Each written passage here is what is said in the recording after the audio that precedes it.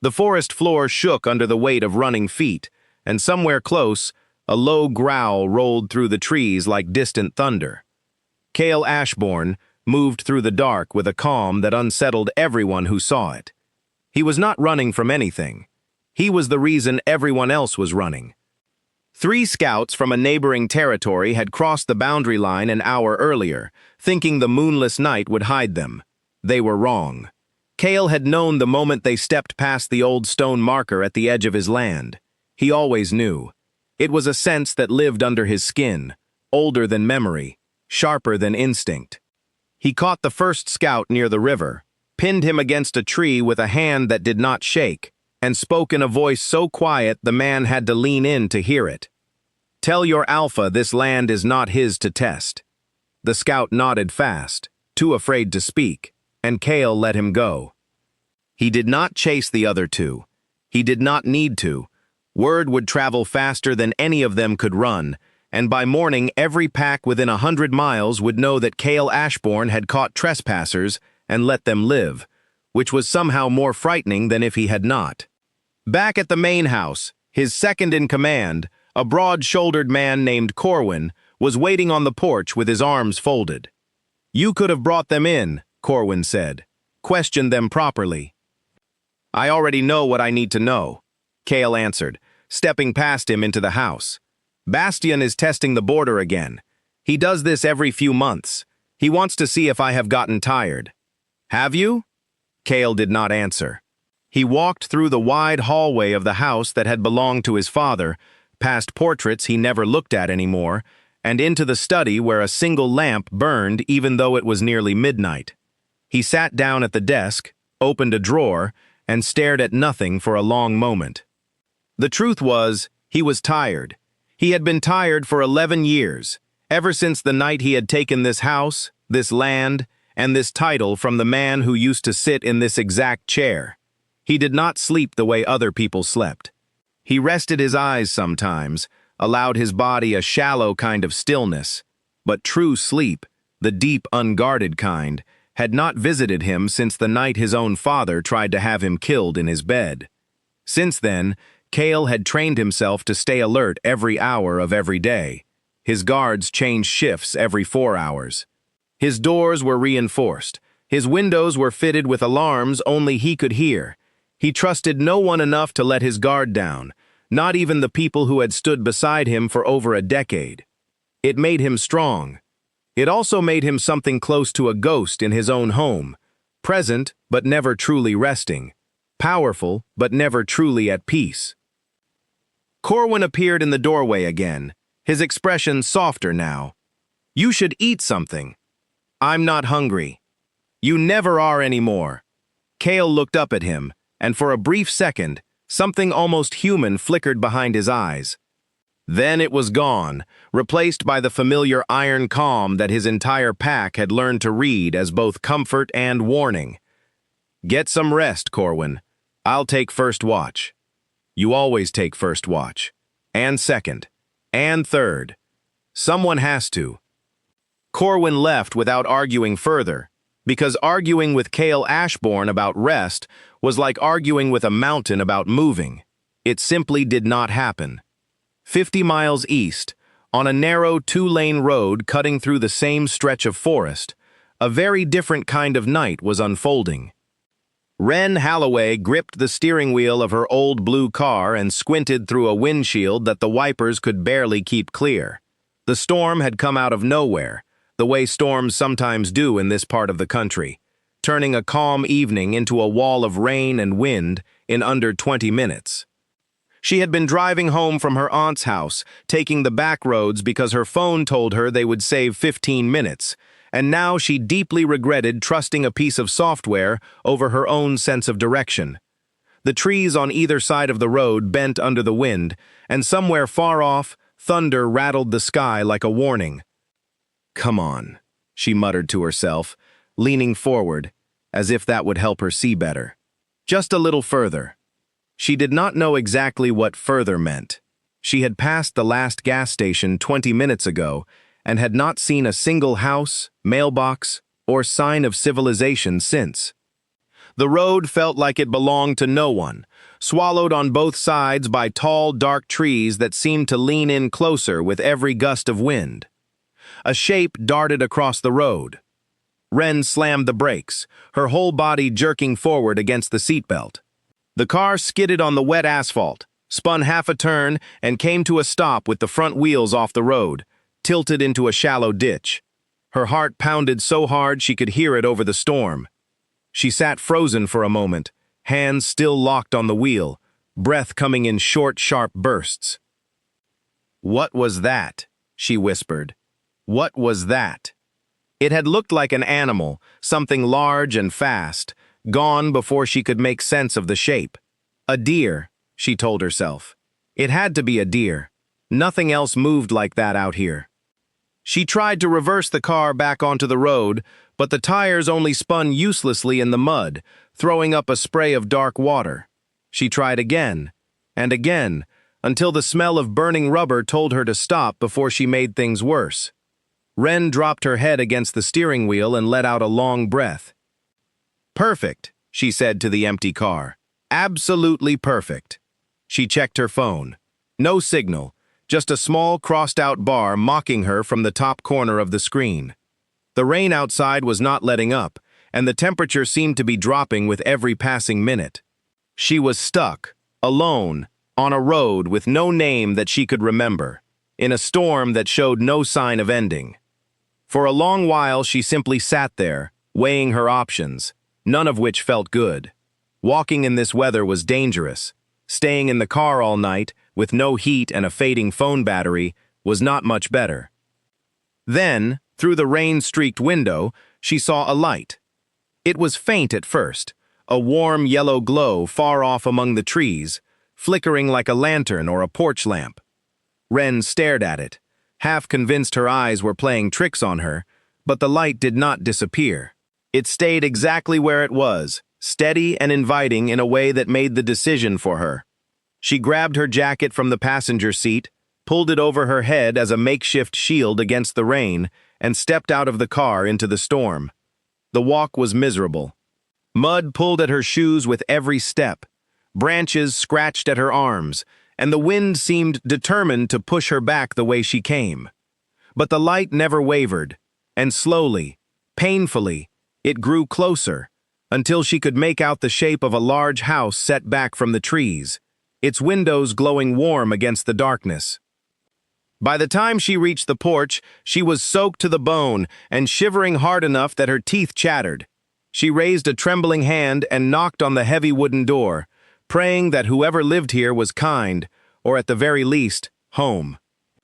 Inside the house, Cale's head lifted the instant the first knock landed. His senses, always tuned to the smallest disturbance, caught the sound before it had even finished echoing through the front hall. A human, alone.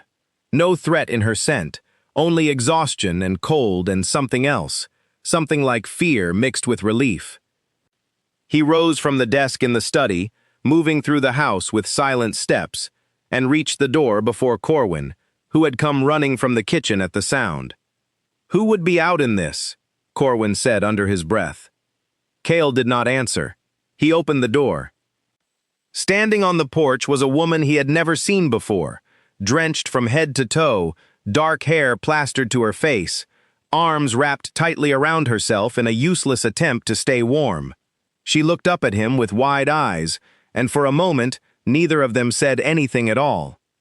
"I'm so sorry to bother you," she finally managed, her voice shaking almost as much as her hands. "My car went off the road. I saw your light. I didn't know where else to go." Every instinct in Cale's body told him to be cautious. A stranger, appearing out of nowhere on a night when Bastion's scouts had already crossed his border once. It could be a trick. It could be nothing at all, but her eyes held none of the calculation he had learned to watch for in people who meant him harm. They held only cold and tiredness, and the particular kind of vulnerability that came from being lost somewhere unfamiliar. "Come inside," he said, stepping back to let her pass. Wren hesitated for only a second before stepping over the threshold, grateful beyond words for the sudden warmth that wrapped around her. She barely had time to notice the size of the house, the high ceilings, the strange, quiet weight that seemed to hang in the air, before her legs nearly gave out beneath her from cold and exhaustion. Cale caught her arm before she could stumble, his grip firm but careful, as if he had measured exactly how much strength to use and no more. "Careful," he said quietly. She looked up at him properly for the first time, and something in her chest tightened at the sight of his face. He was younger than she had expected, though there was something ancient in the way he held himself, something controlled and watchful that did not match the rest of his features. His eyes were a shade of gray she had never seen before, pale and sharp, and they studied her with an intensity that made her feel like he could see straight through whatever she tried to hide. "Thank you," she said, straightening herself with what dignity she had left. "I really am sorry to intrude.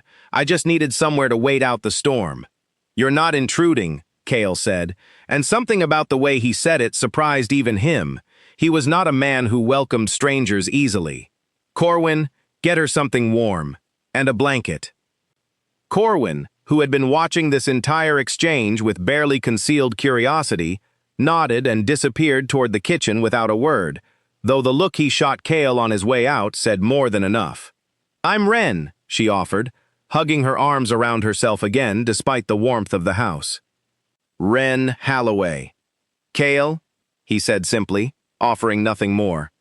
"Just Cale? For now." She almost laughed at that, a small huff of surprise escaping her despite the cold still clinging to her bones. There was something strange about him, something that did not quite fit the ordinary picture of a man living alone in a large house in the middle of nowhere, but she was too tired and too grateful for shelter to examine it closely. Corwin returned with a thick wool blanket and a steaming mug, handing both to Wren with a polite nod before retreating to stand near the far wall, his eyes flicking between her and Cale with an expression that was difficult to read. "Sit," Cale said, gesturing toward a large chair near the fireplace, which Corwin had already moved to light. "You're safe here." Wren sank into the chair gratefully, wrapping the blanket around her shoulders and cradling the warm mug in both hands. The fire crackled to life, casting long shadows across the room, and for the first time since the storm had started, she felt her body begin to relax. "I don't want to be a burden," she said softly, watching the flames. "As soon as this storm lets up, I'll figure out how to get my car out and be on my way." "The storm isn't letting up tonight," Cale said, his tone leaving no room for argument. "You'll stay until morning. There's a guest room upstairs." Wren opened her mouth to protest, some instinct telling her that accepting hospitality from a total stranger in an unfamiliar house was not exactly the safest decision she had ever made. But exhaustion won out over caution. She was cold, she was tired, and the alternative was sitting alone in a broken-down car in the middle of a storm with no signal and no idea where she was. "Thank you," she said instead, meaning it more than the simple words could express. Cale watched her for a long moment, something unfamiliar stirring behind his controlled expression. He had spent 11 years building walls around himself, trusting no one, keeping every door in his life locked except the ones his pack absolutely needed open. And yet here he was, letting a stranger into his home on a night when danger already lingered at the edges of his territory, and some quiet part of him did not regret it at all. Outside, the storm raged on, rattling the windows and bending the trees. But inside the house, for the first time in longer than he could remember, Cale Ashbourne did not feel entirely alone. He did not know it yet, but the woman sitting by his fire, wrapped in a borrowed blanket and sipping from a borrowed mug, was about to become the single most dangerous thing that had ever walked into his life, not because she posed any threat to his territory, or his title, or his pack, but because she was about to do something no enemy, no rival, and no assassin had ever managed to do in 11 long years. She was about to make him want to close his eyes. Morning came slowly, filtered through heavy curtains that Wren did not remember closing. She blinked awake in an unfamiliar bed, wrapped in blankets far softer than anything she owned, and for a moment she could not remember where she was. Then the events of the previous night rushed back to her all at once. The storm, the crash, the long walk through the mud, and the tall, gray-eyed man who had opened his door without hesitation. She sat up and looked around the room properly for the first time. It was simple but well kept, with wide wooden furniture and a large window that looked out over a stretch of forest so dense it seemed to swallow the horizon. There was nothing about the room that felt unusual, and yet something about the whole house carried a weight she could not quite name, a sense of quiet watchfulness, as though the walls themselves were paying attention. She dressed in the clothes Corwin had left folded outside her door sometime in the night, simple and a little too large, but dry and warm, which was all that mattered. When she stepped out into the hallway, the smell of coffee pulled her toward the stairs before she had even decided to follow it. Downstairs, the house looked different in daylight. Tall windows let in soft gray morning light, and the wide hallway she had barely noticed the night before was lined with old photographs and a few paintings that looked older than the house itself. She paused in front of one, a portrait of a stern-faced man who bore a strong resemblance to Cale, though something about his eyes was colder, harder. "That was my father." Cale's voice came from behind her, low and even. Wren turned quickly, startled that she had not heard him approach.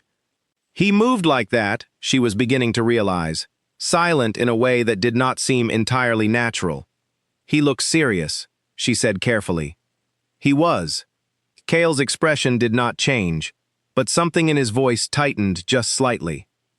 "This house belonged to him before it belonged to me. And now it's yours. Now it's mine." There was a story there, she could tell, buried under the short, clipped answers, but she did not push. She had learned a long time ago that some doors needed to be opened slowly, if they were opened at all. "There's coffee in the kitchen," Cale said, turning to lead the way. "And breakfast, if you're hungry." She followed him through the house, taking in details she had missed the night before. Every window seemed fitted with small devices she did not recognize, tucked discreetly into the corners of the frames. Every door had a heavier lock than seemed necessary for a house this far from anywhere. She filed the observations away without comment, telling herself it was simply the caution of a man who lived alone in an isolated place. The kitchen was warm and smelled of fresh bread, and at the large wooden table sat two people she had not met the night before. A woman with sharp cheekbones and dark braided hair looked up first, studying Wren with open curiosity, while a younger man beside her simply grinned. "So you're the storm survivor," the young man said. "I'm Finn. This is Mira. Corwin already told us everything." "There wasn't much to tell," Wren said, taking the seat Cale gestured toward. "My car went off the road. That's really the whole story." "Around here," Mira said, exchanging a glance with Finn that Wren could not quite interpret. "That counts as an exciting week." Cale set a plate in front of Wren without being asked, and something about the simple gesture, the ease of it, seemed to catch even him off guard. He straightened quickly, retreating to lean against the counter with his arms crossed, watching the room with the same careful attention he seemed to give everything. "How far is town from here?" Wren asked between bites. "I need to figure out my car and probably call my sister before she thinks I've disappeared off the face of the earth." "There's a garage about 20 miles out," Corwin said, entering the kitchen just in time to answer. "I can drive you once the road's clear.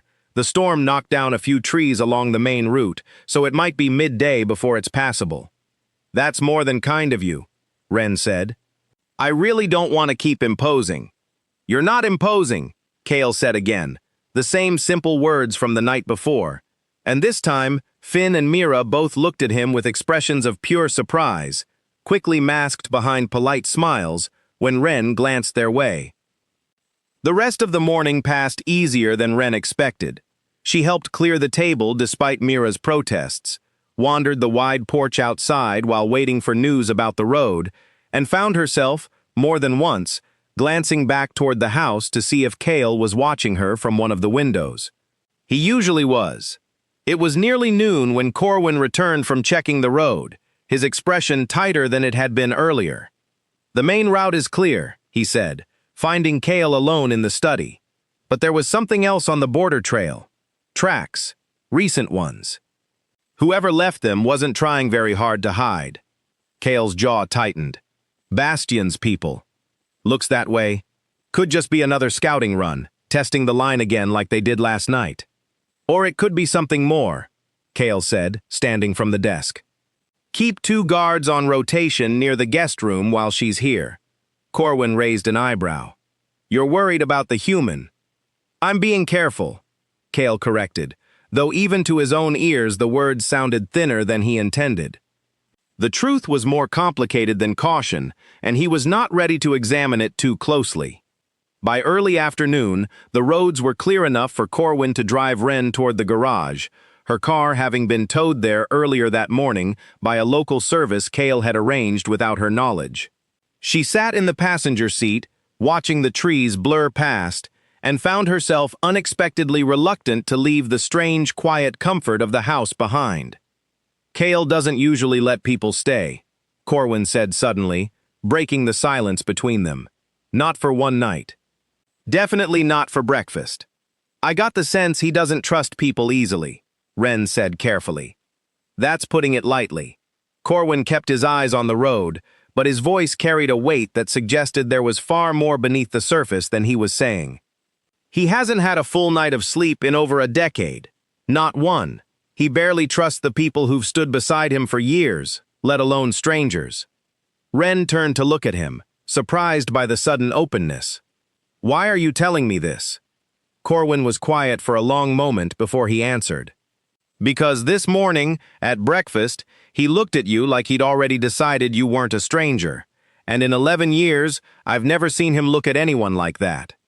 Wren did not know how to respond to that, so she said nothing at all, though the words settled somewhere deep in her chest and refused to leave. The garage confirmed what she had feared. The car needed parts that would take at least 2 days to arrive, which meant she was stranded in the small nearby town with no vehicle and very limited options. Her sister, reached finally by phone, offered to drive up and collect her, but the nearest city was 6 hours away, and Wren found herself, somewhat to her own surprise, telling her sister not to bother. I'll figure something out, she said. I might just stay nearby until the car's ready. Stay where? Her sister asked, suspicion evident even through the phone. Wren hesitated only a moment. There's a house near where I broke down. The people there have been really kind. Her sister's silence on the other end spoke volumes, but Wren brushed off the questions that followed, unwilling or unable to explain why the idea of returning to that quiet house in the woods felt more appealing than sitting alone in a motel room waiting for car parts. When Corwin dropped her back at the house that evening, Kale was waiting on the porch, his posture deceptively relaxed, though his eyes tracked every movement as the car pulled up the long drive. The garage said 2 days, Wren said, stepping out and approaching the porch steps. I don't want to overstay my welcome, so if you can point me towards somewhere in town to stay, I completely understand. Stay here, Kale said, the words coming faster than he intended, as though some part of him had decided the answer before she had even finished asking the question. Wren blinked in surprise. Are you sure? I don't want to be a burden. You're not a burden, he said, and this time the words carried a certainty that surprised even him. The guest room is yours for as long as you need it. She studied his face, searching for some hint of hesitation or regret, but found none. Whatever careful walls this man had built around himself, whatever reasons lay behind the guards and the locks and the eyes that never seemed to fully rest, something in him had decided that she was welcome inside them, at least for now. Thank you, she said softly, and meant it more deeply than the simple words could express. That evening, the pack gathered for dinner, in a way that felt less formal than the morning breakfast had been, more like a family settling into an easy rhythm than strangers sharing a meal. Wren found herself laughing at Finn's exaggerated stories, listening to Mira's dry commentary, and catching Kale's gaze across the table more often than either of them probably intended. Later, after the dishes were cleared and the others had drifted off to their own corners of the house, Wren found herself back on the porch, wrapped in a light jacket against the cool night air, watching the stars emerge slowly over the tree line. She heard the door open behind her but did not turn, somehow already certain of who it was. "You didn't have to let me stay," she said as Cale settled into the chair beside her, keeping a careful distance between them despite the pull she could sense in the space around him. "I know," he said simply. "Then why did you—" He was quiet for a long moment, staring out at the dark tree line as though the answer might be hiding somewhere among the shadows. "I don't know yet," he finally admitted, "but I'm not in a hurry to find out." Wren smiled softly at that, tucking her knees up to her chest as the wind rustled gently through the trees. Somewhere far beyond the edge of the property, unseen by either of them, a pair of eyes watched the warm glow of the porch light with far less warmth in their gaze, cataloging every detail before melting back into the darkness of the forest. The truce, fragile and unspoken, had only just begun, and already the world outside its quiet warmth was beginning to close in. By the third morning, Wren had stopped counting the hours and started noticing the details instead, small, strange things that did not add up, no matter how many ordinary explanations she tried to force onto them. She noticed the way Finn moved through the forest behind the house, faster than seemed possible for someone simply gathering firewood. She noticed the way Mira's eyes sometimes caught the light at odd angles, flashing a shade of gold that had no business existing in a human eye. She noticed the guards, 2 of them now, stationed just far enough from the house to seem casual, close enough that she was certain their presence had something to do with her. Most of all, she noticed Cale. He was gentler with her than she suspected he was with anyone else, softer in ways that seemed to surprise him as much as they surprised the rest of the household, and yet beneath that gentleness ran something coiled and watchful, a tension that never fully left his shoulders no matter how relaxed his voice became. That afternoon, while exploring the edge of the property with a mug of tea in hand, she found the tracks. They were pressed deep into the soft earth near the tree line, far larger than any dog print she had ever seen, spaced in a stride that suggested something moving fast and low to the ground. She crouched beside them, studying the shape, the depth, the strange proportions that did not match anything she could name. "You shouldn't be out here alone." She startled, nearly spilling her tea, and turned to find Cale standing a few feet behind her, his expression unreadable. "I was just walking," she said, straightening quickly, though her eyes flicked back toward the tracks despite herself. "What made these?" Something shifted behind his eyes, a flicker of calculation, of decision being weighed and reweighed in the span of a single breath. "Wolves," he said finally. "This land backs up against protected forest. They come through sometimes. They must be enormous," she said, watching him carefully now, searching his face for the truth she could sense hiding just beneath the surface of his words. "They are," he said, and though the words were technically honest, something in his tone told her there was far more to the story than he was willing to share. She let the matter drop, not because her curiosity had faded, but because she could see, clearly, that pushing further would only close a door that had only recently begun to open. Instead, she fell into step beside him as he led her back toward the house, matching his pace without needing to be asked. "Corwin told me you don't sleep much," she said instead, testing a different door entirely. Cale's steps did not falter, but something in his posture tightened. "Corwin talks too much. Is it true?" He was silent for a long stretch of the walk, long enough that she thought he might not answer at all. "I haven't slept properly in 11 years, he finally said, his voice quieter than she had ever heard it. "Not a full night, not without waking at every sound, every shift in the air." "Why not?" Another long silence. When he spoke again, his voice carried a weight that made her chest ache, with something she could not quite name. "Because the last time I let myself rest completely, someone I trusted tried to kill me while I slept." The words hung in the cool afternoon air between them, heavier than either of them had expected. Wren stopped walking, turning to face him fully, searching his expression for the pain she could hear buried beneath the careful control of his voice. "I'm sorry," she said softly, and she meant it with an intensity that surprised her. "It was a long time ago," he said, though the tightness in his jaw suggested otherwise. "That doesn't mean it doesn't still hurt." He looked at her then, really looked at her, in a way that made her feel like the only solid thing in a world that had otherwise turned entirely liquid and uncertain. Something passed between them in that look, unspoken but undeniable, a recognition of something neither of them had been searching for, and both of them were now unwilling to walk away from. "You ask a lot of questions," he said finally, though there was no sharpness in it, only a kind of tired warmth. "You give a lot of half-answers," she countered.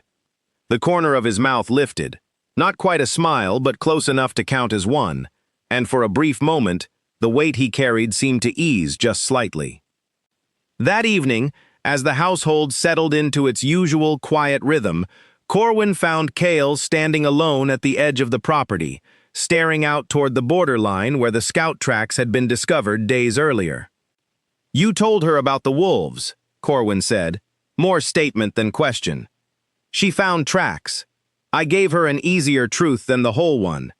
And how much longer do you plan on giving her half-truths?"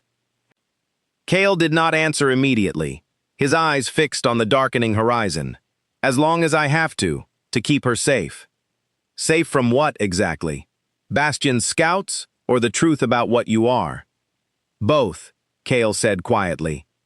"Right now, both feel equally dangerous." Corwin studied his alpha for a long moment, noting things he had not seen in years, a softness in his posture, a hesitation in his voice that had nothing to do with weakness and everything to do with something far more complicated. "You're falling for her," Corwin said simply. Cale's silence was answer enough. "That complicates things," Corwin continued, "especially with Bastion testing the border more aggressively every week. If he learns there's a human here who matters to you, she becomes a target, whether she knows what you are or not." "I'm aware," Cale said, his voice hardening slightly, the careful control returning to his expression like armor sliding back into place. "Which is why she stays close. Guards stay near the house. No one outside this pack learns her name. And when she starts asking harder questions? Because she will. I've seen the way she watches everything. She's not the type to accept easy answers forever." Cale's jaw tightened, and for a long moment he said nothing at all, staring out at the darkening tree line as though the answer to Corwin's question might be waiting somewhere in the shadows between the trunks. "When she's ready," he finally said, "I'll tell her everything. Until then, I protect her from anything that might hurt her, including the truth, if the truth would put her in danger before she's ready to carry it." Corwin nodded slowly, though the concern in his expression did not fully fade. "Just be careful, Cale. You've spent 11 years building walls to keep everyone out. If you're going to let someone in, make sure you're doing it because you trust her, not just because you're tired of being alone." The words settled heavily between them, and Cale did not answer, because some part of him suspected that Corwin, as usual, had spoken a truth he was not yet ready to fully face.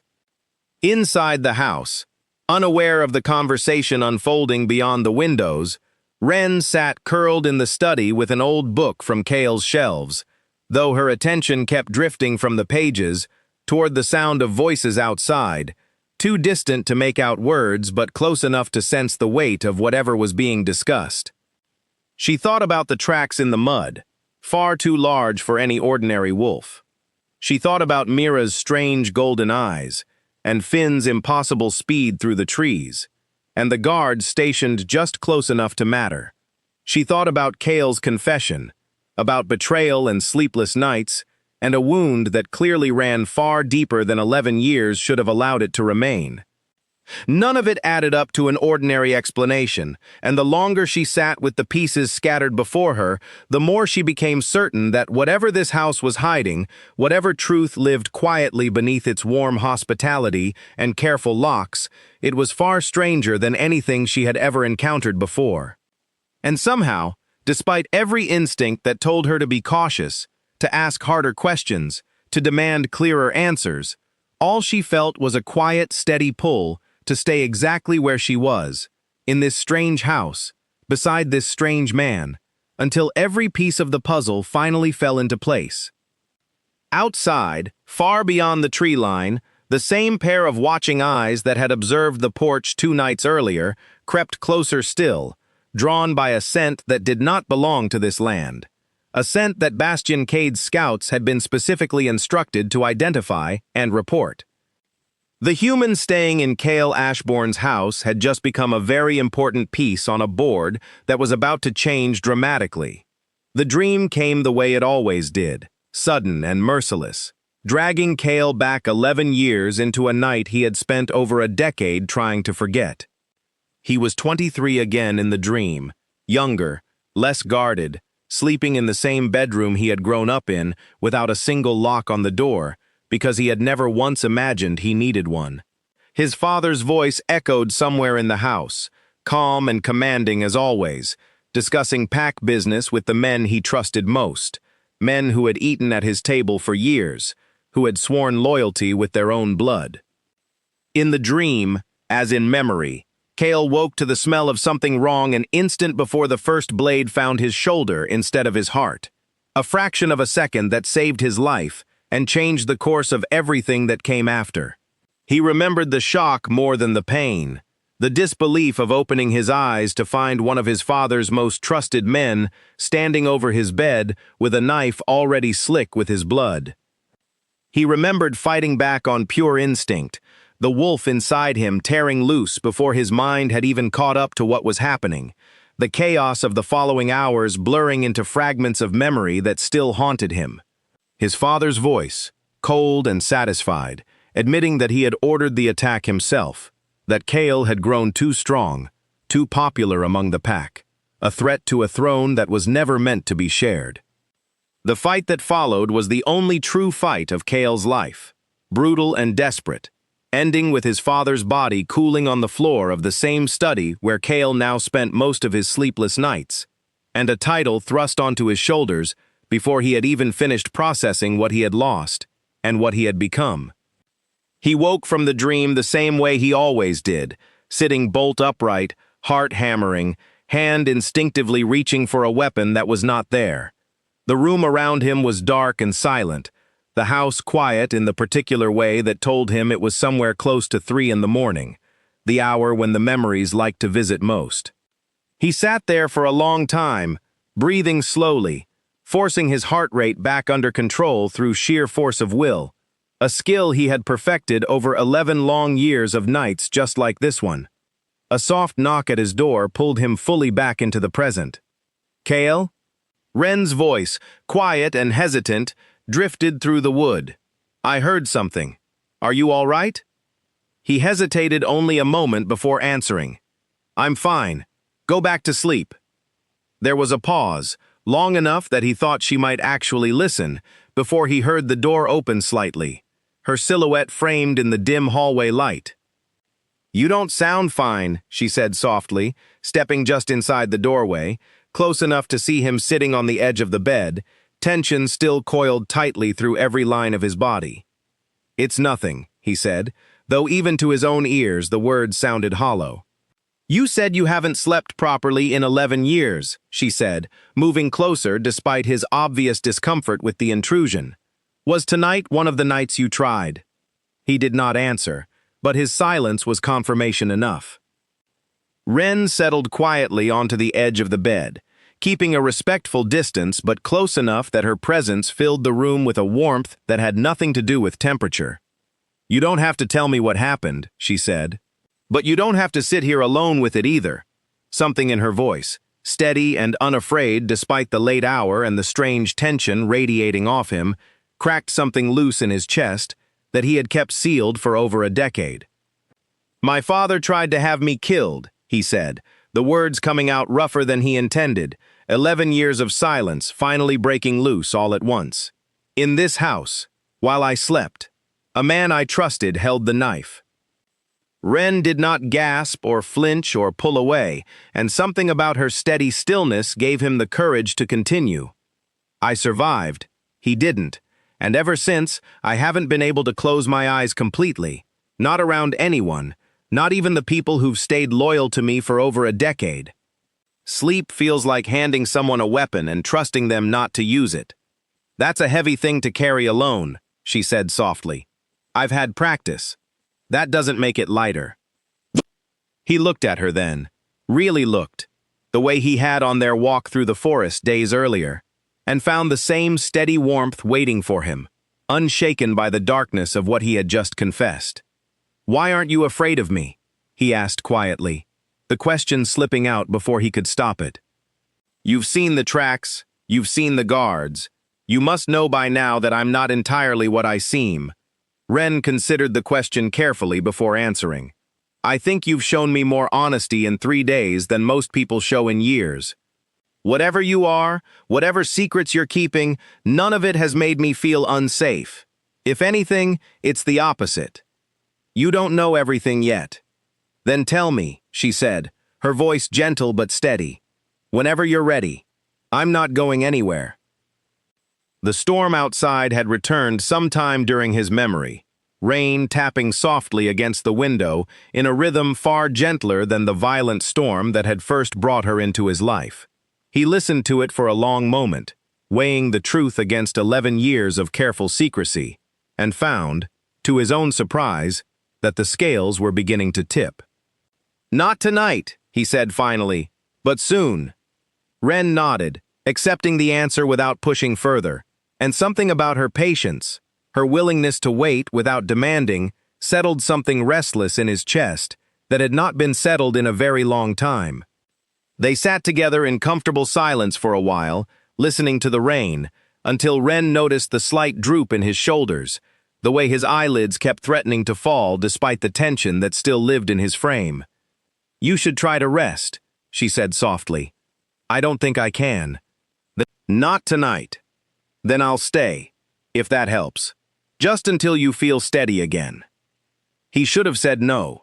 Every instinct built over 11 years of careful isolation told him to send her back to her own room, to handle this the way he handled everything, alone and in complete control. But something about her offer, quiet and unassuming, pulled at a thread he did not have the strength to resist. "All right," he said softly. She settled into the chair beside his bed rather than presuming anything closer, and the simple respect of that choice eased something in him even further. They talked quietly for a while about nothing important. Her childhood, his early years before everything changed, small pieces of themselves offered gently across the space between them, until eventually her voice grew softer, and his breathing grew slower, and somewhere in the space between one sentence and the next, for the first time in longer than he could clearly remember, Cale Ashbourne drifted, however briefly, into something close to actual rest.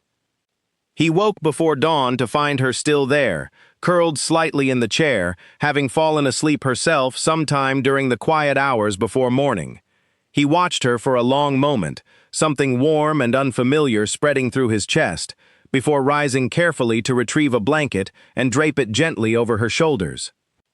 Outside, far beyond the walls of the house, a messenger from Bastion Cade's territory crossed the borderline just as the first gray light of dawn touched the horizon, carrying a message that would arrive at Cale's door before the morning was through, a message that would make it very clear that whatever fragile peace had settled over the house in recent days was about to be tested in ways neither Cale nor Ren could yet imagine. The rain had stopped sometime in the night, but the calm it left behind was only ever going to be temporary. The messenger arrived just after sunrise, a young man Cale did not recognize, standing stiffly at the edge of the property where 2 of the guards had already intercepted him. By the time Cale reached the borderline, Corwin at his side, the messenger's hands were raised in a gesture of surrender, though his eyes carried a confidence that suggested he had not expected to be harmed. "I carry a message from Alpha Bastion Cade," the young man said, his voice steady despite the tension radiating from everyone around him. "He requests a meeting. Neutral ground, 3 days from now, at the old crossing bridge." Bastian doesn't request anything, Kale said flatly. He demands, and calls it a request to make himself feel civilized. He said you would say that. The messenger allowed himself a small, careful smile. He also said to tell you this concerns border violations on both sides, and that continued tension serves neither territory. Corwin's eyes narrowed. Bastian's scouts have crossed our line 3 times this month. We haven't crossed his once. That is not the message I was given to deliver, the young man said simply, though something in his tone suggested he was well aware of the discrepancy and simply too smart to comment on it. Kale studied the messenger for a long moment, weighing the offer against every instinct that told him Bastian Cade did nothing without calculated purpose. A meeting at the crossing bridge meant leaving his territory, meant putting himself in a position that history had taught him to distrust completely. Tell Bastian I'll consider it, Kale said finally. He'll have my answer within 2 days. The messenger nodded, seemingly satisfied, and turned to make the long walk back toward the borderline without another word. Kale watched him go, his jaw tight, his mind already turning over a dozen different possibilities, none of them particularly reassuring. You're not actually considering this, Corwin said once the messenger was out of earshot. I'm considering everything, Kale said. Ignoring Bastian entirely just gives him an excuse to escalate. Meeting him gives us a chance to read exactly what he's planning. Or it gives him a chance to trap you outside your own territory. I'm aware of the risk. Kale's eyes drifted back toward the house, where he could just make out Wren's figure on the porch, watching the exchange from a distance with obvious curiosity. Which is exactly why I need to know she's protected before I do anything else. Corwin followed his gaze, understanding settling into his expression. You think Bastian already knows about her? His scouts have been circling the property for days.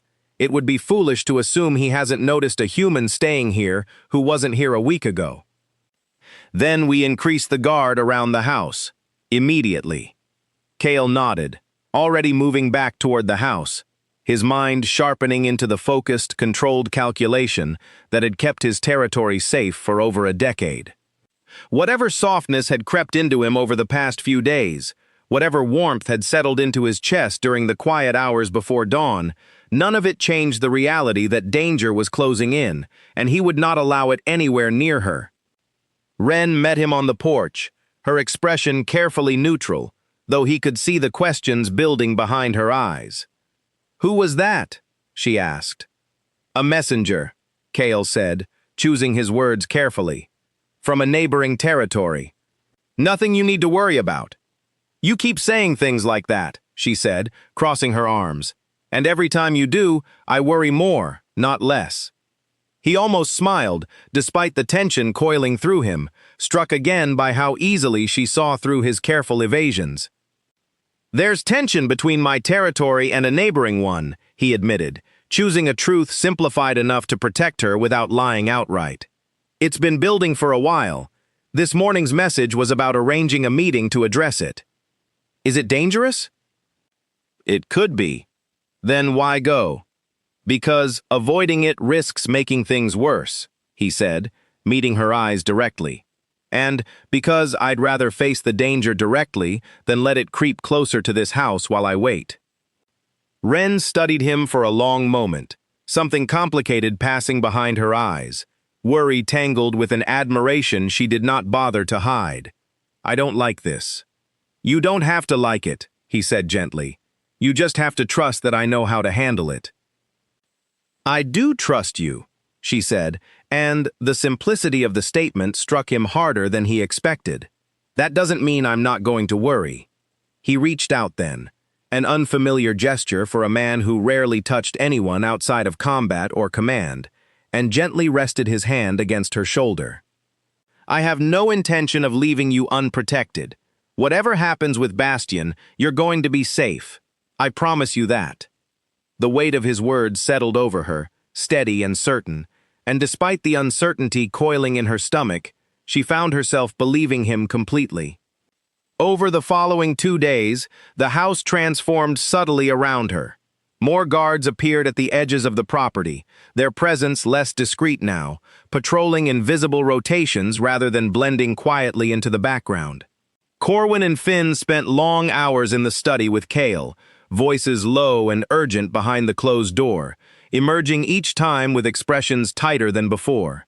Wren found herself increasingly restless, caught between the desire to demand more answers and the recognition that pushing too hard might only add weight to a burden Cale was already struggling to carry. Instead, she settled into a quiet rhythm of her own, helping Mira in the kitchen, walking the safer paths near the house with Finn as an unofficial guard, and spending the evenings with Cale on the porch, where conversation flowed more easily with every passing day. It was during one of these evenings, 2 nights before the scheduled meeting at the crossing bridge, that Cale finally found the courage to tell her more. "There are things about me," he began carefully, watching the tree line rather than her face, "that I haven't been fully honest about." Wren's heart quickened, though she kept her expression calm, giving him the space to continue at his own pace. "The tracks you found, the strength you've noticed in Finn, the way Mira's eyes catch the light sometimes. None of it is coincidence, and none of it is something I can easily explain away as ordinary." "I've noticed," she said softly. "I've been trying not to push, because I could tell you'd tell me when you were ready." "I'm not sure I'm ready," he admitted, "but I don't want to keep hiding it from you either. Not when there's real danger approaching and you deserve to understand exactly what kind of world you've stepped into." He turned to face her fully then, his gray eyes steady despite the vulnerability evident beneath the surface. "What I am isn't something most people believe exists outside of old stories. But those stories, at least some of them, are more accurate than most people realize."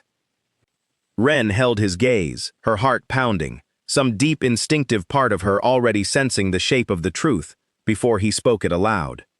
"I'm not entirely human, Wren. None of us here are." The words hung in the cool evening air between them, heavier than anything he had confessed so far, and Wren found herself, strangely, not shocked at all, only quietly certain that everything she had been sensing over the past several days had just clicked firmly into place. "I know," she said softly. Cale blinked, clearly not expecting that response. "You know?" "Not the specifics," she admitted. "But something. I've felt it since that first night. I just didn't have the words for it." "And you're not afraid?"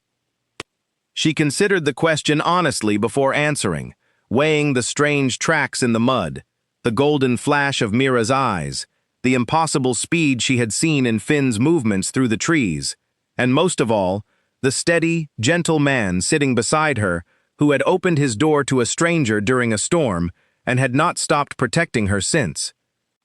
"No," she said finally, with a certainty that surprised even her. "I'm not afraid of you, Cale. Whatever you are, it hasn't changed who you've shown yourself to be since the moment I met you."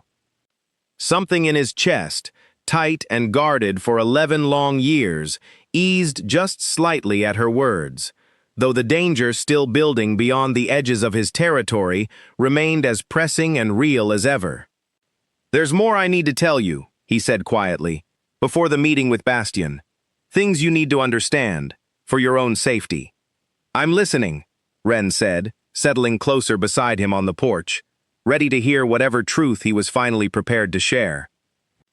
And as the stars emerged slowly overhead, and the last warmth of the day faded into the cool quiet of night, Cale Ashbourne began, piece by careful piece, to open the door he had kept locked for over a decade, trusting her with a truth he had never fully shared with anyone outside his own pack. Somewhere beyond the tree line, unseen and unheard, the danger he was preparing to face drew steadily closer, patient and calculating, already certain that the human woman inside Cale Ashbourne's house had become far more than a simple guest sheltering from a storm. Cale told her everything that night, or as close to everything as 11 years of careful secrecy would allow in a single evening. He told her about the pack, about the ancient bloodlines that ran through families like his own, about the shift that happened under moonlight, and sometimes without it, when instinct overtook control, and something older and wilder rose to the surface. He told her about territories and borders, about the delicate balance of power that kept peace between packs who might otherwise tear each other apart, and about Bastion Cade, a neighboring alpha whose ambition had grown steadily more dangerous over the past several years. Ren listened to all of it without flinching, asking careful questions when something needed clarifying, absorbing the strange new shape of the world around her with a steadiness that left Kale quietly amazed. By the time he finished, the stars had shifted considerably across the sky, and something between them had settled into a new, deeper kind of understanding.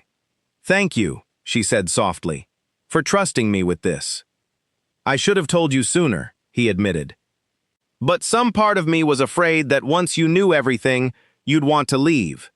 I'm still here," she said simply, and the quiet certainty in her voice settled something restless in his chest that had been unsettled since the moment she first knocked on his door.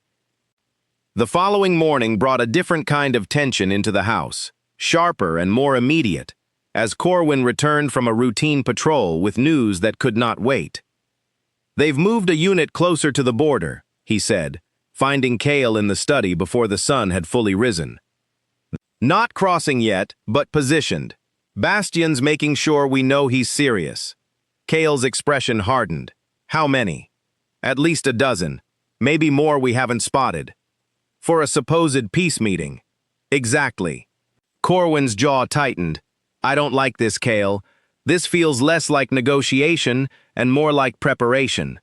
Kale moved to the window, staring out toward the tree line where, somewhere beyond his sight, Bastion's forces were quietly gathering. Every instinct he had built over 11 years of leadership told him this meeting was not what it appeared to be, and yet ignoring it entirely risked handing Bastion an excuse to escalate regardless. "I still have to go," he said finally. "Then you're not going alone." "I never intended to." The day passed in careful preparation, guards briefed, patrol routes adjusted, contingencies discussed and refined until every possible scenario had been considered as thoroughly as time allowed. Ren watched the transformation of the household with growing unease, the easy warmth of recent days replaced by a focused tension that reminded her, uncomfortably, of just how dangerous the world Kale inhabited truly was. "I want to come with you," she said that evening, finding him alone in the study reviewing maps of the border territory. "Absolutely not," Kale said immediately, not even looking up from the map. "Kale." "No." He finally raised his eyes to meet hers, and the intensity there stopped her protest in its tracks. "I have spent 11 years protecting this territory from threats far more dangerous than you can imagine, and I am not walking you directly into the middle of one of them." "I could help." "You could get hurt," he said, his voice softer now, though the firmness remained. "Or worse. Bastion is calculating and cruel in ways I hope you never have to witness firsthand. If he sensed even for a moment that you mattered to me, he would use that against me without hesitation." The weight of his words settled over her, and though frustration still burned bright in her chest, she recognized the truth beneath his refusal, the genuine fear driving his insistence rather than simple stubbornness. "Then let me help some other way," she said instead. "I can't just sit here doing nothing while you walk into danger." Kale studied her for a long moment, something softening behind the tension in his expression. "You can help by staying safe and trusting that I'll come back to you." "That's not helping. That's waiting." "Sometimes waiting is the hardest kind of help there is," he said quietly, and something in the honesty of the statement eased the sharp edge of her frustration, replaced by a quieter, more complicated ache. That night, unable to settle into anything resembling sleep, Ren found herself once again on the porch, staring out at the same tree line that had, days earlier, seemed peaceful and inviting, and now carried a weight of danger she could feel pressing against the darkness like something physical. Kale joined her eventually, settling into the chair beside her without a word, the silence between them comfortable despite the tension of the coming day. "Tell me something," she said eventually. "When this is over, when the meeting happens and whatever needs to be settled is settled, What happens to us? Kale considered the question carefully, his eyes fixed on the darkened trees. I don't know, he admitted honestly. I've spent 11 years building a life around control and distance, keeping everyone far enough away that nothing could ever hurt me the way my own father did. And then you walked into my life during a storm, and everything I thought I understood about safety and trust started shifting. Is that a bad thing? I used to think so, he said softly. Now I'm not so sure. She reached over then, resting her hand gently against his, and though he tensed for the briefest moment out of instinct built over years of guarded distance, he did not pull away.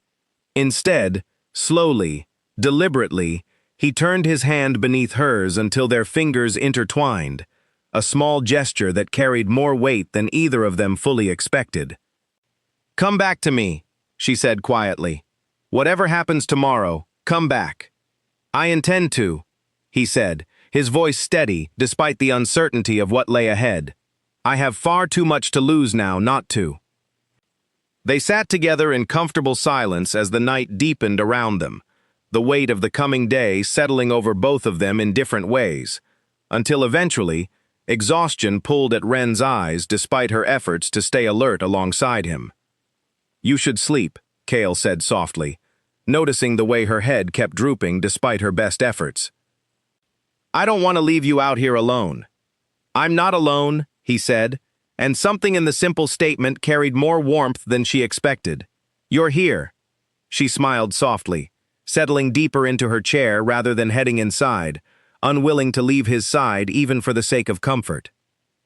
And as the stars wheeled slowly overhead and the quiet hum of the forest settled into its familiar late-night rhythm, Ren finally allowed her eyes to close, drifting into sleep beside the man who had, in less than a week, become far more important to her than she ever could have anticipated.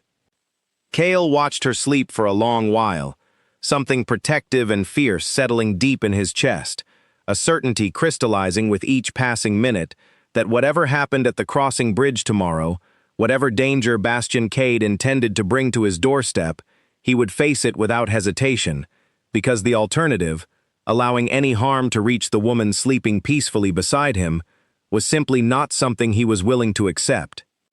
Somewhere beyond the tree line, the gathered forces of a rival alpha continued their quiet preparations, unaware that the man they intended to corner and weaken had just found something worth protecting more fiercely than his own territory, his own title, or even his own life. The morning would bring the meeting at the crossing bridge, and with it, the first true test of everything that had begun to grow between two people who, only days earlier, had been complete strangers sheltering from a storm. The crossing bridge stood at the exact midpoint between the two territories, an old stone structure worn smooth by decades of use, arching over a river that ran cold and fast even in the warmer months. Kale arrived with Corwin and two other guards flanking him, his posture deliberately calm despite the tension coiled tight beneath his skin. Bastian Cade was already waiting on the far side, and the sight of him confirmed everything Kale's instincts had been warning him about for days. He stood surrounded by far more men than a simple negotiation required, at least 15 visible, with the distinct sense of more waiting just out of sight among the trees. "Kale," Bastian said, his voice smooth and pleasant in a way that had never once matched the calculation behind his eyes. "So good of you to come." "You made it sound urgent," Kale said, stopping at the center of the bridge, close enough for conversation, far enough to react if things turned sour. "Here I am. Let's discuss these border violations you're so concerned about." Bastian's smile widened slightly, unbothered by the directness. "Straight to business. I always did admire that about you." "Bastian. Fine." Bastian's expression shifted, the pleasant mask thinning just enough to reveal the calculation beneath. "I've heard interesting things, Kale, about a guest staying at your house. A human woman, unconnected to any pack, who arrived during the storm nearly a week ago and hasn't left since." Kale's expression did not change, though every instinct in his body sharpened instantly. "My personal affairs aren't relevant to territory disputes." "Aren't they?" Bastian tilted his head slightly, studying Kale with open interest. A man who hasn't slept properly in over a decade, who trusts no one enough to let his guard down, suddenly welcoming a stranger into his home without hesitation. That's not nothing, Kale. That's a vulnerability, and vulnerabilities are exactly the kind of thing that interest me. Careful, Kale said, his voice dropping into something colder, sharper. Whatever you're implying, I'd think carefully before continuing. I'm not implying anything, Bastian said smoothly, though his smile suggested otherwise.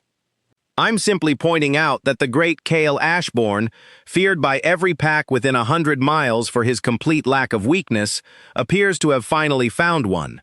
Corwin shifted beside Kale, tension radiating from his posture, though he said nothing, trusting his alpha to handle the exchange without intervention. This meeting was supposed to be about your scouts crossing my border, Kale said, refusing to rise to the bait. 3 times this month, by my count. What exactly do you intend to do about that? Bastian's smile faded slightly, replaced by something harder, more calculating. Perhaps my scouts were simply curious about the rumors. Rumors of a great alpha finally showing cracks in his armor. I wanted to see for myself if they were true. And are they? Kale asked, his voice deceptively calm despite the fury building steadily beneath the surface.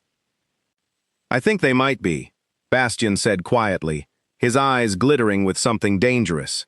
Which means, Kale, that things between our territories are about to become far more interesting than a few border disputes. Is that a threat? It's an observation, Bastian said, stepping back from the center of the bridge, his men shifting subtly behind him in a movement that felt far too coordinated to be casual. But take it as a warning if you'd prefer. You've spent 11 years being untouchable, Kale. Untouchable men make dangerous mistakes when they finally find something worth protecting. Kale's jaw tightened, every instinct screaming at him to close the distance and end this threat before it could fully form.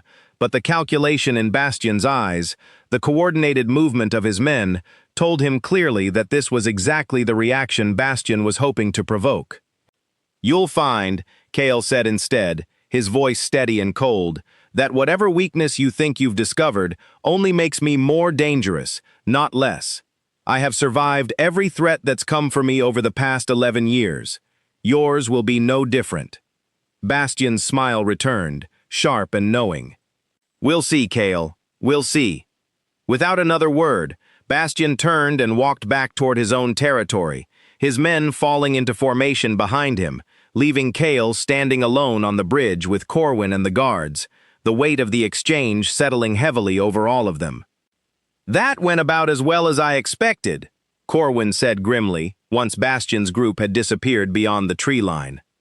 He knows about her, Kale said, his voice tight with barely restrained fury. He knows, and he's going to use it. Then we need to move fast, Corwin said.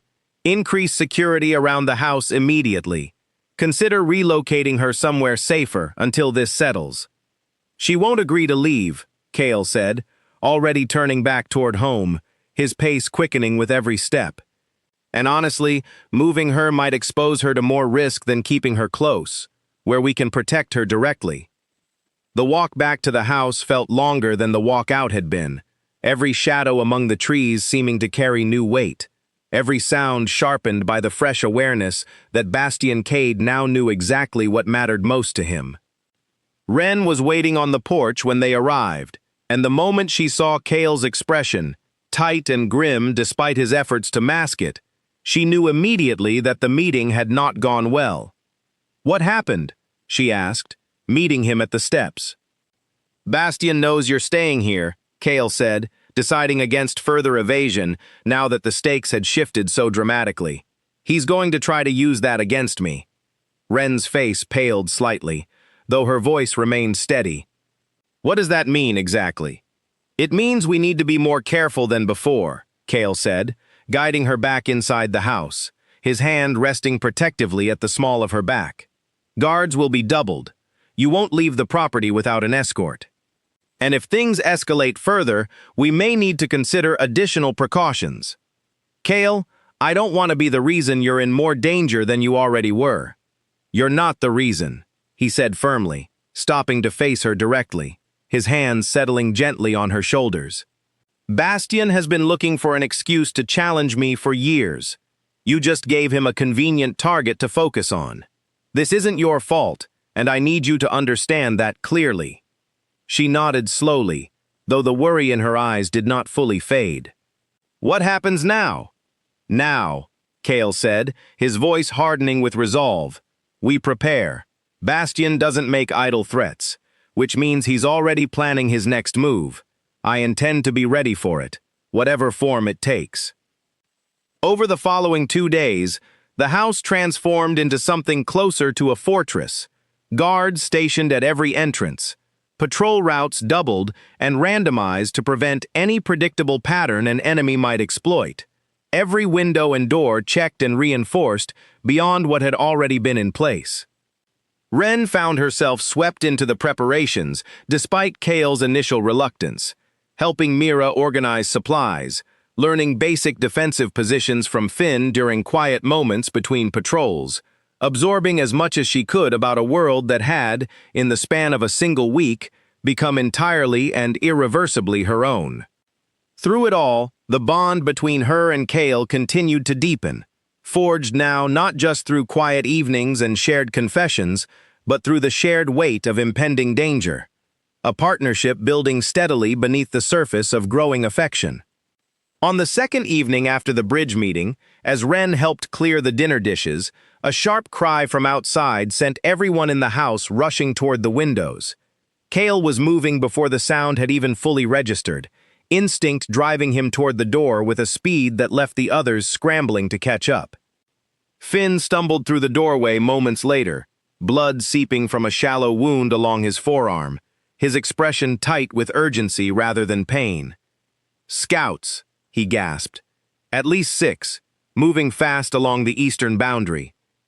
They're testing our response time." Cale's expression hardened into something dangerous, the careful control of the past few days giving way to the sharp, decisive fury of an alpha whose territory had just been directly challenged. "Corwin, with me," he said, already moving toward the door. "Everyone else, stay close to the house. Protect her." Ren caught his arm before he could leave, her heart pounding with a fear that had nothing to do with herself and everything to do with him. "Be careful. Always," he said. And for the briefest moment, despite the danger gathering just beyond the tree line, he leaned down and pressed a quick, fierce kiss to her forehead before disappearing into the darkness with Corwin close behind him. Ren stood frozen for a long moment, her fingers pressed lightly to the spot where his lips had touched, before Mira's steady hand on her shoulder pulled her back into focus. "He'll be fine," Mira said, though the tightness in her own voice suggested she was trying to convince herself as much as Ren. "He always is." But as the sounds of the confrontation drifted faintly through the trees, distant growls and the sharp crack of impact carrying on the cool night air, Ren found herself praying, for the first time in longer than she could remember, that someone else's words would prove entirely true. The confrontation lasted less than 20 minutes, though to Ren, standing anxiously by the window with Mira and the others, it felt closer to hours.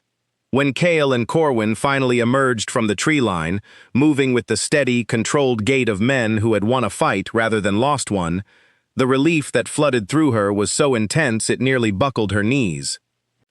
Cale's shirt was torn along one shoulder, a shallow scrape visible beneath the fabric, but he was walking, alert, and very much alive. Ren was out the door and across the porch before he had even reached the steps, throwing her arms around him without hesitation despite the guards watching from nearby. "You're hurt," she said, pulling back just enough to examine the scrape on his shoulder. "It's nothing," Cale said, though the tightness in his voice suggested the encounter had been more intense than he wanted to admit. The scouts retreated once they realized we weren't going to be caught off guard again. 6 against 2, Corwin added, some grim satisfaction in his voice despite the seriousness of the situation. "They didn't expect us to be ready for them." "Bastion's testing our defenses," Cale said, his eyes scanning the tree line even now, alert for any further movement. This won't be the last attempt. Ren guided him inside despite his protests that the wound needed no attention, settling him at the kitchen table while Mira gathered supplies to clean and bandage the scrape properly. Kale sat still under her careful hands, something in his expression softening despite the tension still radiating through the rest of his body. "You didn't have to worry so much," he said quietly as she worked, her fingers gentle against the edges of the wound. "You're joking," she said, not looking up from her task. "You went out there to fight scouts sent by someone who's already threatened you directly, and you expect me not to worry? I've faced worse. That doesn't make it easier to watch you walk into it." He fell silent at that, watching her work with a focus that had nothing to do with the wound itself, and everything to do with the woman tending it, with such careful concentration. When she finally finished, securing the bandage neatly against his shoulder, he caught her hand gently before she could pull away. "Thank you," he said softly. "You don't need to thank me for caring about you," she said, meeting his eyes directly. Something shifted in his expression then, a vulnerability rarely seen beneath his usual controlled exterior, and for a long moment neither of them spoke, the weight of everything building between them settling into the quiet space of the kitchen. "I need to tell you something," Kale said finally, his voice quieter than she had heard it before. "Bastion isn't going to stop testing our defenses. Tonight was small, a probe, nothing more. Whatever comes next will likely be far more serious." "How serious?" "Serious enough that I need you prepared for the possibility of real danger, not just careful precaution." His grip on her hand tightened slightly, an unconscious gesture of protectiveness. "I won't let anything happen to you, Ren, but I need you to trust me completely over the coming days, to follow instructions without hesitation if things escalate quickly." "I trust you," she said without hesitation. "Completely." The days that followed carried a different kind of tension than before, sharper and more immediate, every member of the household moving with heightened awareness, every patrol more thorough, every precaution doubled, and then doubled again. Kale barely left the property, and when he did, it was always accompanied by at least 2 guards. His focus narrowed entirely onto the immediate threat gathering just beyond his borders.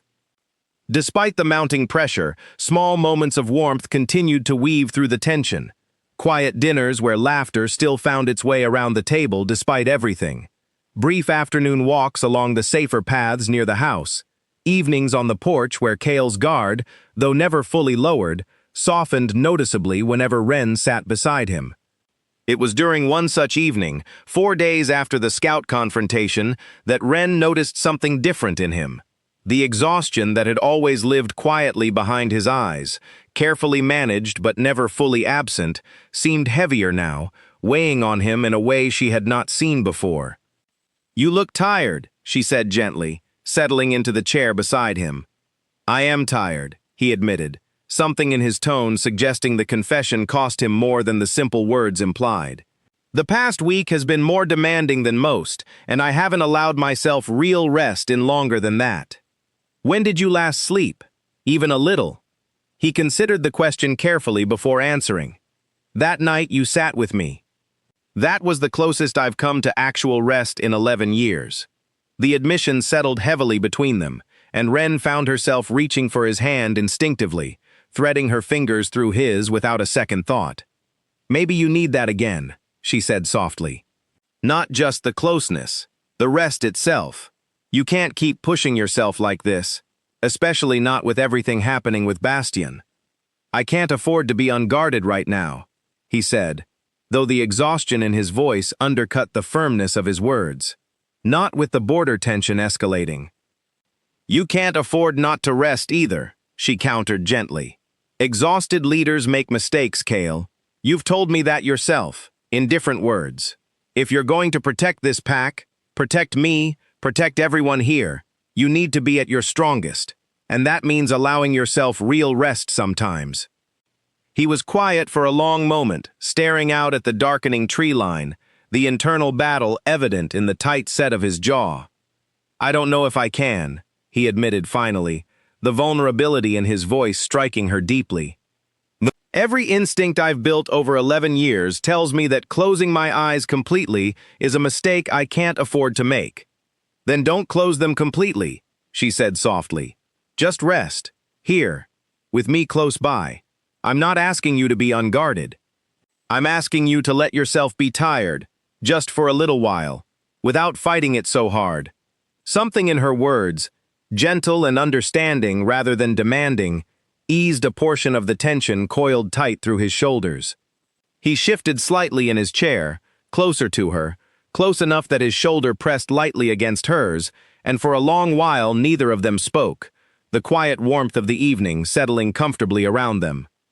Bastian will make his move soon, Cale said eventually, his voice quieter now, softer with the fatigue he had finally allowed himself to acknowledge.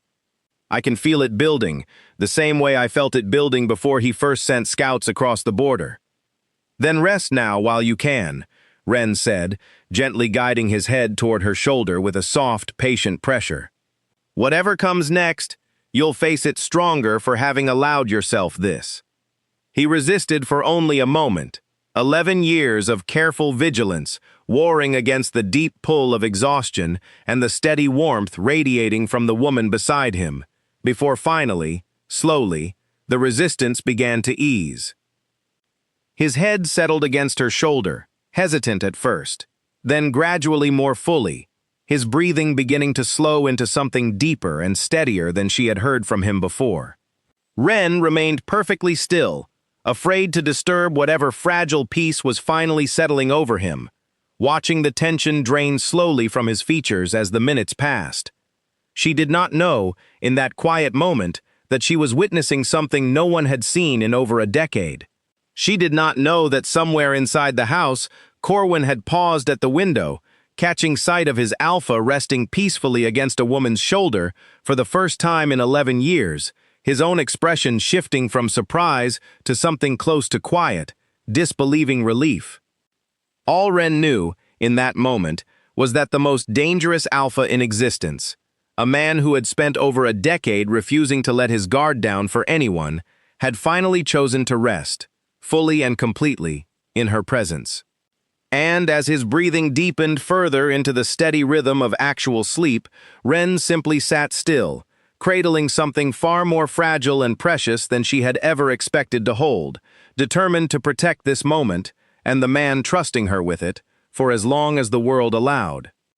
Cale slept for nearly 2 hours that evening, longer than he had allowed himself to rest in over a decade, and when he finally stirred, blinking slowly awake against the fading porch light, the first thing he registered was the steady warmth of Ren's shoulder still beneath his head, and the careful stillness with which she had held herself the entire time to avoid waking him. "You should have woken me," he said softly, straightening slowly, though something in his voice carried none of the alarm such a lapse would normally have triggered. "You needed it," she said simply, watching him with quiet warmth. "How do you feel?" He considered the question honestly, surprised by his own answer. "Lighter, clearer. I haven't felt like this in longer than I can remember." "Good," she said, smiling gently. "That's exactly what I was hoping for." Corwin appeared in the doorway a moment later, his expression carefully neutral, though the relief in his eyes was impossible to fully hide. "Everything all right out here?"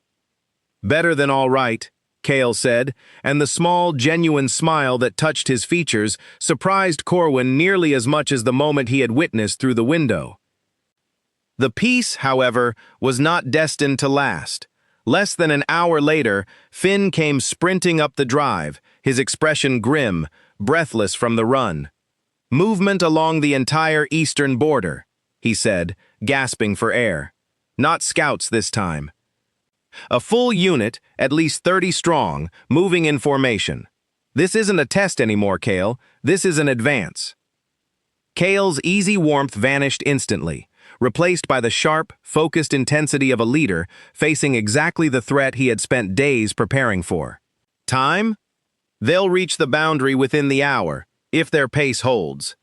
Then we have an hour to prepare," Cale said, already moving, his voice carrying the calm authority that had kept his territory safe for over a decade. "Corwin, gather everyone. Full defensive positions around the house. Mira, get Ren somewhere secure, the reinforced room beneath the study." "I'm not hiding while you fight," Ren said immediately, catching his arm before he could move past her. "Ren." "No," she said firmly, meeting his eyes with a steadiness that matched his own. "I'm not asking to be in the middle of the fighting, but I'm not going to sit in a hidden room with no idea what's happening while people I care about are risking their lives outside." Kale studied her for a long moment, torn between the fierce need to protect her completely and the recognition that she deserved some measure of agency in a situation that had, after all, been partly brought about by her presence in his life. "The reinforced room has a window that overlooks the eastern approach," he said finally, a compromise forming even as the words left his mouth. "You can see what's happening from there, safely, without being in the direct line of danger. That's the best I'm willing to offer." Ren nodded, accepting the compromise, though the fear building steadily in her chest made it difficult to feel any real comfort in the arrangement. The next 30 minutes passed in a blur of focused preparation, guards positioning themselves strategically around the perimeter of the house, weapons and defensive measures readied with practiced efficiency, every member of the pack settling into roles they had clearly trained for extensively over the years. Kale found Ren just before taking his own position, pulling her close for a fierce, brief embrace that carried the weight of everything neither of them had time to properly say. "Whatever happens," he said, his voice low and urgent, "I need you to stay in that room. No matter what you hear, no matter how afraid you become, promise me." "I promise," she said, though the words felt heavy and uncertain in her mouth. "I love you," he said suddenly, the words escaping before he had fully decided to say them, raw and honest, in a way that startled them both. "I don't know exactly when it happened, but somewhere over this past week, watching you refuse to be afraid of what I am, watching you care for this pack like it was already your own, I fell in love with you completely." Ren's breath caught, her eyes filling with sudden tears despite the danger pressing in around them. "I love you too," she said softly, "which is exactly why you need to come back to me. Do you understand? Come back." "I intend to," he said, echoing the same promise from days before, though the weight behind it now carried far more certainty than it had at the crossing bridge. "Nothing Bastion brings against me will change that." He kissed her then, brief but fierce, before turning and moving toward the eastern boundary where his pack waited, ready to defend the territory and the people that mattered more to him than anything he had ever protected before. Ren watched from the reinforced room's narrow window as the first shapes emerged from the tree line, large and fast, moving with a coordinated purpose that confirmed everything Finn had reported. She watched Kale step forward to meet them, his own form shifting subtly, the controlled power she had glimpsed in small moments over the past week finally revealing itself fully as he prepared to defend everything he held dear. The confrontation that followed was fierce and fast, shapes clashing in the dim evening light, growls and impacts echoing across the property in a chaos that made Ren's heart pound with terror despite her promise to stay hidden. She caught glimpses of Corwin fighting alongside Kale, of Finn moving with impossible speed to intercept an attacker before they could reach the house, of Mira standing fierce guard near the porch, protecting the approach with a ferocity that belied her usually gentle demeanor. And in the center of it all, Kale fought with a controlled intensity that seemed to grow stronger, not weaker. With every passing minute, the rest he had finally allowed himself hours earlier, lending him a clarity and strength that had clearly been missing from his exhausted defenses in previous encounters. Bastion himself emerged from the tree line partway through the confrontation, his own powerful form unmistakable even in the chaos, moving directly toward Kale with clear intent. The two alphas clashed with a force that shook the very ground beneath them, a battle not just of physical strength, but of years of accumulated tension finally reaching its breaking point. Ren watched, helpless and terrified, as the fight between the two alphas raged on, each blow carrying the weight of 11 years of history between them, until finally, in a moment that stretched impossibly long, Kale found the opening he needed, driving Bastion back with a final, decisive strike that left the rival alpha pinned and defeated beneath him. The remaining attackers, seeing their leader fallen, began retreating rapidly back toward the tree line, the coordinated advance collapsing into disorganized flight within moments. Kale remained standing over Bastion for a long, tense moment, every line of his body radiating barely restrained fury, before finally stepping back, allowing the defeated alpha to rise unsteadily to his feet. "This ends now," Kale said, his voice carrying clearly across the sudden quiet that had fallen over the battlefield. "You test my borders again, you threaten anyone under my protection again, and I won't show the restraint I've shown tonight. Do you understand me?" Bastion, bloodied and clearly defeated, nodded once, sharp and reluctant, before turning to follow his retreating forces back toward his own territory. The threat that had loomed over Kale's household for the past week, finally, decisively, broken. Ren was out of the reinforced room and across the property before the last of Bastion's forces had fully disappeared into the trees, her promise to stay hidden forgotten entirely in the overwhelming need to reach Kale and confirm with her own eyes that he was truly safe. He caught her as she reached him, pulling her close, despite the exhaustion and minor wounds evident across his frame, holding her tightly, as though reassuring himself just as much as her that the danger had truly passed. "It's over," he said softly against her hair. "It's finally over. You're safe," she said, her voice thick with relief and lingering fear. "You're actually safe." "We're safe," he corrected gently, pulling back just enough to meet her eyes. "All of us.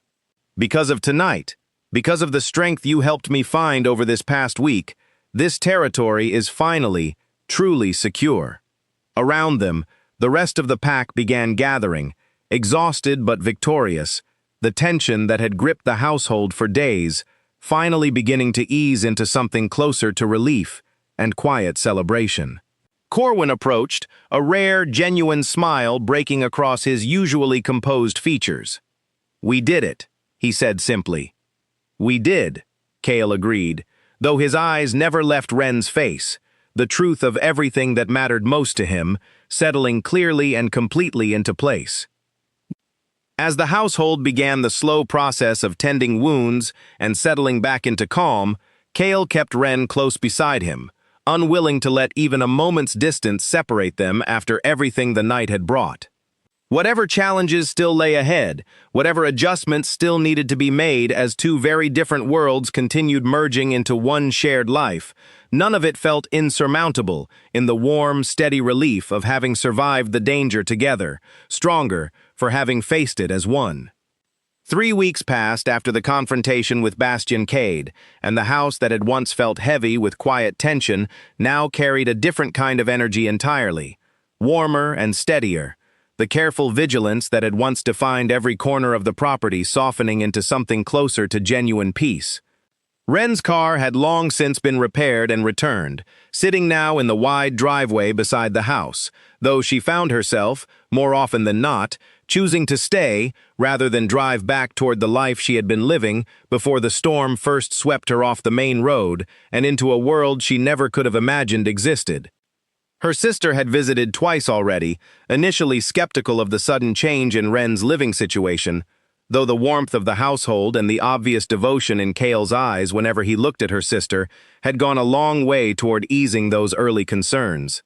Even now, she teased Ren gently about the transformation, about trading her old apartment for a house full of people who occasionally moved a little too fast or watched the tree line a little too carefully, but the teasing came without genuine worry, replaced instead by quiet approval. Kale had changed too, in ways that rippled through the entire pack.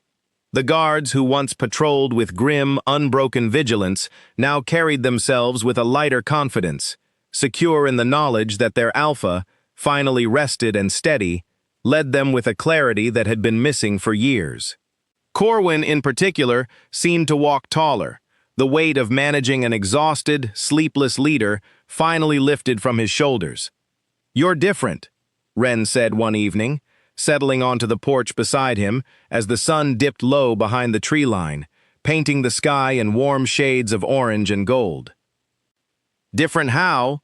Cale asked, though the small smile already playing at the corner of his mouth suggested he already suspected the answer. "Lighter," she said, echoing the word he had used weeks earlier to describe how he felt after finally allowing himself real rest. "Like something that's been weighing you down for years has finally lifted." "It has," he admitted, reaching over to take her hand, the gesture now so natural between them that neither of them gave it a second thought. 11 years. I convinced myself that strength meant never resting, never trusting anyone enough to close my eyes completely. I thought vigilance was the only thing keeping me alive. And now? Now I understand that real strength isn't about refusing to rest, he said quietly. It's about finding someone worth resting beside, someone whose presence makes you stronger, not weaker, precisely because you trust them completely. Wren's heart swelled at the words, and she leaned into him, resting her head against his shoulder the way he had once rested against hers, the roles reversed now in a quiet symmetry that felt entirely fitting. "I never expected any of this," she admitted softly. "A week ago, I was just trying to get home before a storm hit. I never imagined I'd end up here, part of a world I didn't even know existed, falling in love with someone who turned out to be the most feared alpha in the entire region." "I never expected it either," Cale said, pressing a soft kiss to the top of her head. "I had convinced myself, after everything with my father, that letting anyone close enough to matter was a mistake I could never afford to make again. And then you knocked on my door in the middle of a storm, refused to be afraid of anything you discovered about me, and completely dismantled 11 years of careful walls without even trying." "I'm not sorry," she said, smiling against his shoulder.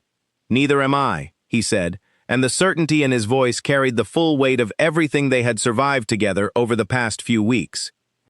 That evening, the entire pack gathered for a celebration that had been building since the confrontation with Bastion, a quiet acknowledgement of victory and renewal that stretched long into the night with laughter, warm food, and the easy camaraderie of a household finally settled into genuine peace.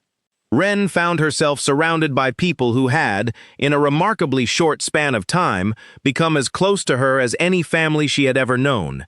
Finn's teasing, Mira's quiet warmth, Corwin's steady protective presence, all of it woven together into a life she had never expected but could no longer imagine living without. Later, as the celebration wound down and the house settled into quiet stillness, Cale led Wren out to the porch one final time, the stars stretching bright and clear across the night sky above them. "I want to ask you something," he said, his voice carrying a nervous energy she had rarely heard from him before. "Anything," she said, turning to face him fully. He reached into his pocket, retrieving a small object that caught the moonlight as he held it out to her. A simple, elegant ring that spoke of careful thought rather than extravagant display. 11 years, I told myself I would never let anyone close enough to matter this much," he said, his voice steady despite the evident emotion behind it. "You changed that, completely and irrevocably, in less than a month. I don't want to spend another single day pretending I don't know exactly what I want, which is you, beside me, for as long as I'm fortunate enough to have you." Wren's eyes filled with tears, her heart so full it felt impossible to contain within her chest. "Yes," she said, before he had even finished asking the full question, laughing softly through her tears. "Yes, completely, absolutely yes." Cale slid the ring gently onto her finger, his own eyes bright with an emotion he made no effort to hide, before pulling her into an embrace that carried the full weight of everything they had built together since that first stormy night. Around them, the forest settled into its familiar quiet rhythm, the same trees that had once hidden danger, now simply standing peaceful and still beneath a clear, star-filled sky. Later that night, As they settled together in the quiet warmth of the house, Cale did something he had not done freely in over a decade. He closed his eyes completely, without the careful, guarded vigilance that had defined every night of his life since the betrayal that first stole his peace, and allowed himself to drift fully and deeply into sleep beside the woman who had taught him that true strength was never about standing alone. Outside, the guards continued their watch, steady and unbothered, the territory secure and at peace for the first time in longer than any of them could clearly remember. Inside, the most dangerous alpha in existence slept soundly through the entire night, his breathing slow and even, his guard fully lowered for the first time in 11 long years, safe and certain in the knowledge that he had finally found someone worth trusting completely. And when morning came, soft and golden through the curtains, Ren woke to find him still there beside her, peaceful and rested, a quiet smile touching his features even in sleep. She watched him for a long moment, marveling at how far they had both come since that first desperate knock on his door during a storm that had, in hindsight, brought her exactly where she was always meant to be. Some stories begin with violence and danger, with fear and desperate survival. But the best ones, she had come to understand, were the ones that ended in quiet mornings like this, wrapped in warmth and certainty, built not on the absence of danger, but on the strength found in finally trusting someone enough to rest completely beside them. Cale Ashbourne had spent 11 years being untouchable, feared by every pack within 100 miles, strong precisely because he trusted no one. But real strength, Ren had shown him, was never about being untouchable at all. It was about finding the one person safe enough to finally let your guard down completely, and choosing, every single day after, to stay.